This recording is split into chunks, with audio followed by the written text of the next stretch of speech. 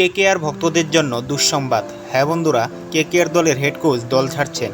হঠাৎ করেই কেকেআর ছাড়ার সিদ্ধান্ত নিয়ে ফেললেন তিনি। ভারতের ঘরোয়া ক্রিকেটের অন্যতম সফল কোচের নাম চন্দ্রকান্ত পণ্ডিত। 2024 সালে চন্দ্রকান্ত পণ্ডিত কোচ হিসেবে আইপিএলে চ্যাম্পিয়ন হয়, যদিও সে বছর যাবতীয় কৃতিত্ব পান মেন্টর গৌতম গম্ভীর। 2023 সালে প্রথমবার দায়িত্ব নেওয়ার পর সেভাবে সাফল্য আনতে পারেননি চন্দ্রকান্ত পণ্ডিত। 2025 সালেও সাফল্য আসেনি। দলের নতুন মেন্টর ব্রাভোর সঙ্গে দূরত্ব তৈরি হয়েছিল বলে আইপিএল চলাকালীন জোর জল্পনা তৈরি হয়। সূত্রের খবর, টিম ম্যানেজমেন্টের একাংশ পণ্ডিতের কাজ নিয়ে খুব একটা খুশি ছিলেন না। চন্দ্রকান্ত পণ্ডিত 3 বছরের চুক্তিতেই কেকেআর দলে দায়িত্ব নিয়েছিলেন। 3 বছরের চুক্তি শেষ, নতুন করে আর চুক্তি নবীকরণ হলো না। আইপিএলে কলকাতা নাইট রাইডার্সের সঙ্গে পথ চলা শেষ হলো চন্দ্রকান্ত পণ্ডিতের।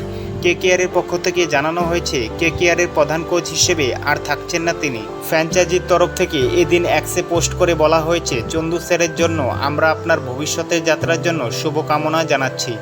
বন্ধুরা, আপডেটটি ভালো লেগে থাকলে ভিডিওটিতে লাইক এবং চ্যানেলটিকে করো সাবস্ক্রাইব।